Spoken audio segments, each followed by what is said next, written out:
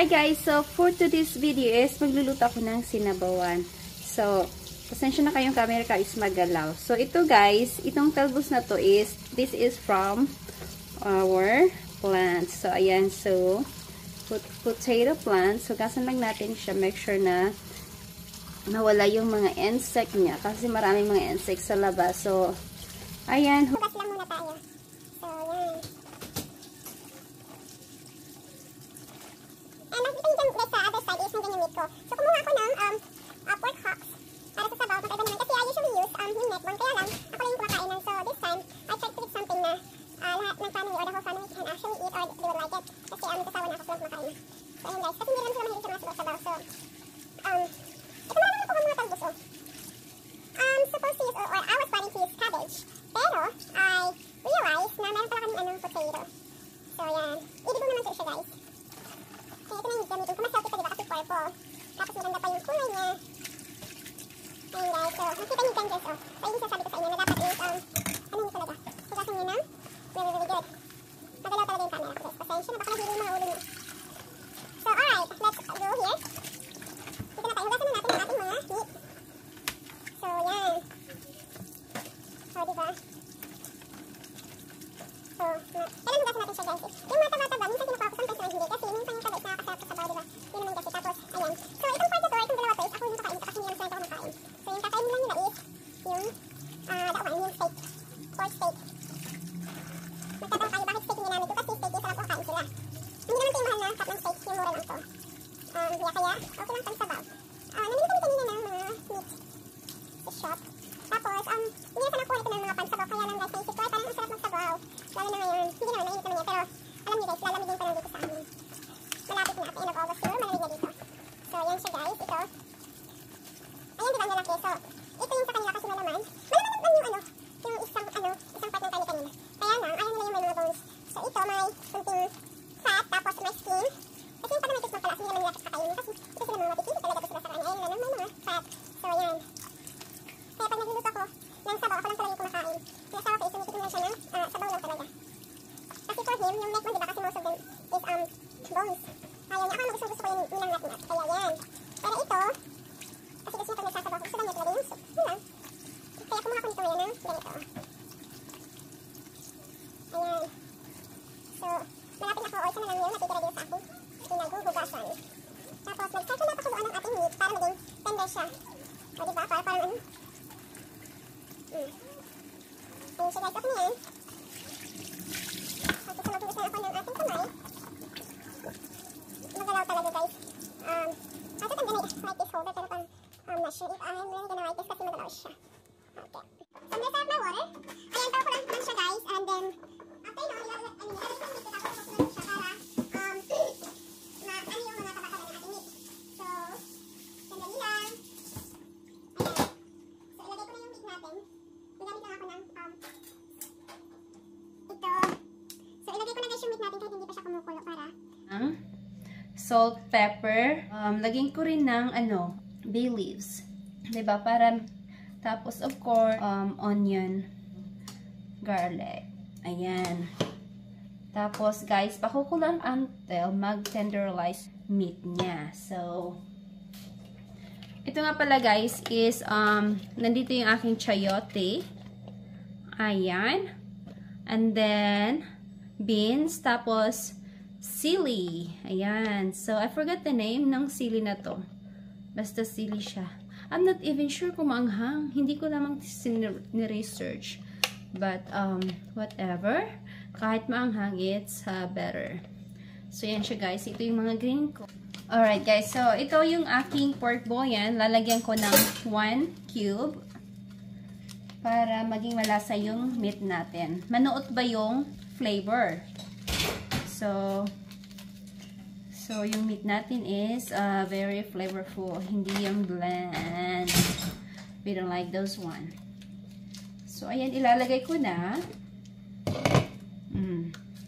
Tapos, this is just the way I cook them. It's up to you naman on how you cook yours. Lagyan ko siya nito. Yung bay leaves. Ayan. Pang arte-arte lang siya. O yung daughter ko, nagpiplay ng piano. Ayan. And then, lagyan natin ng salt and pepper. Salt and pepper. Ito siya guys is crushed na siya. Gusto ko sana yung ano lang. Ang galing na. If I can open this one. Okay, so, lagyan ko siya ng buo guys kasi gusto ko yung buo. O, diba? Damihan natin. Ayan. Kasi pwede mong i-grind pero I like the look of the whole peppers. Tapos, magic sarap lalagyan ko rin para ma-flavor yung soup natin. Of course, ang ating sampalok mix. Malapit na maubos. So, kailangan na namin bumili again ng sampalok mix. Ayan. Nanganganib na ang buhay ng ating sampalok. So, lagyan ko lang siya ng, for now, 1 tablespoon muna. Ano ba to? Nanganib na yung buhay. Lagyan ko pa. Ayan. So, 1 tablespoon ng sampalok mix or tamarind mix. So, yan siya guys. Nakikita nyo medyo may mga pangyayari na sa ating water. Means, malapit na siyang kumulo. Ayan. Hintayin ko na lang. Makikita nyo naman guys. So, ayan. Tapos, lagyan ko na rin siya ng onion. Kasi yung onion din is nakakabango din siya. Hindi yata ako nakabili ng fresh garlic. Pero lagyan ko na lang siya ng yung nasa jar ng garlic. So, ayun siya. So, ito gusto ko napakalambot nito. Ayan. Diba? Nakikita niyo yung meat or yung, ayun o, yung meat niya. Parang ang sarap naman yan. So, takpan ko ulit guys. Ay, hindi ko pa nilagyan ng salt. Lagyan natin ng salt. I-estimate nyo lang guys. Huwag masyado. Kasi you can always adjust the salt. I rather na hindi masyado madami yung salt. Kaysa naman nalagyan mo ng too much salt. Hindi mo na adjust. Right? So, i-mix ko lang siya para mag-mix yung salt natin. Para lahat may salt. Ayan. So, nakikita nyo naman. Okay. So, takpan ko ulit. And, okay, so what do I need to get? Oh, that's right, onions. Ako ang onions, ilagay ko lang siya para mahalin na natin.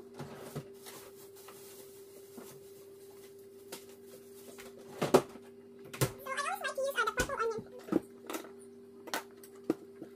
Yeah, so, purple onion yung ginagamit ko lagi. So, cut ko lang siya ng slice ko ng big pieces siya. Yeah, big pieces ang slice. Para, makikita mo yung gusto ko lang. Nakikita ko yung mga vegetables. Tapos, hindi ko na, let's see. Ayan, medyo mahang-halang ko guys. So, ayan, naniniwala na kayo sa kasabihan na kung umiiyak ka daw pag nagkatag ka ng onion is, ibig sabihin ay, lalaban ka sa iyong in-laws. I don't know about that.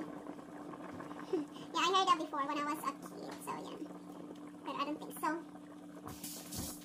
Okay guys, so tanggalin ko lang itong mga namumong. Nakita nyo to guys, yung mga ganyan. So, tanggalin natin yan. Ayan, kasi hindi ko papalitan yung tubig. Kaya tatanggalin ko na lang yung mga ganyan. Ayan. Ayan. Diba? Para. Ayan. Hindi naman lahat matatanggal. Just try lang na matanggal most of them. Okay siya guys, so. Takpan ko ulit siya guys, okay? So, grabe na yung kulo niya, guys. So, nag-overflow yung water, kaya turn down ko yung heat natin into medium heat na lang siya. Hindi na siya high, medium na lang. So, as we go on, tinatanggal ko pa rin yung mga ganito. O, diba? Yan. So, tanggalin lang natin. Yan. So, gusto ko ganyan guys yung ano, yung mga ingredients nakikita. Ewan ko ba parang ang sarap tingnan. Just for me anyway. That's just my opinion. Magkakaiba naman tayo. So, medium heat ko lang siya. Para ano na siya? Mag-tender na.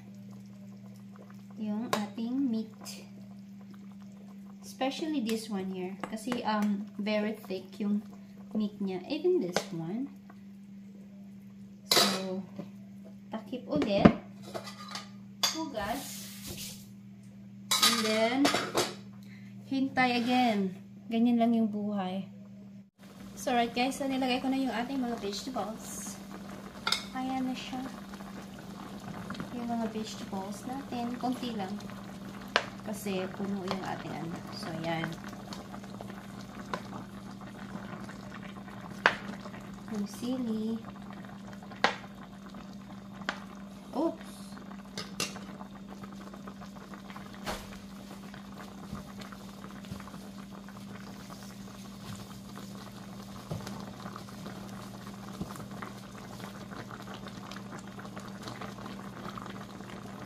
So,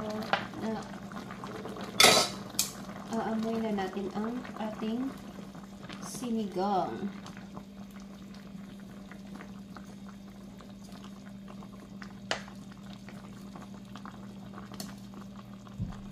Palutuin ko lang ito na halfway.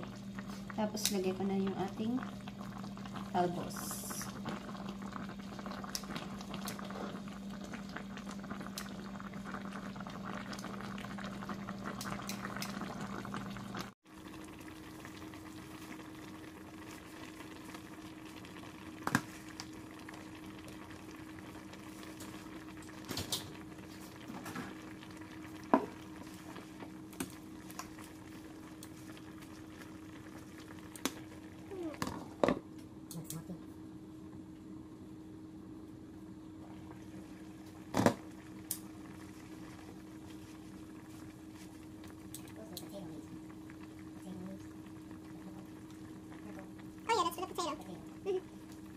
Okay guys, so I put the potato with our talbos. Pero tinarap ko na yung aking stove.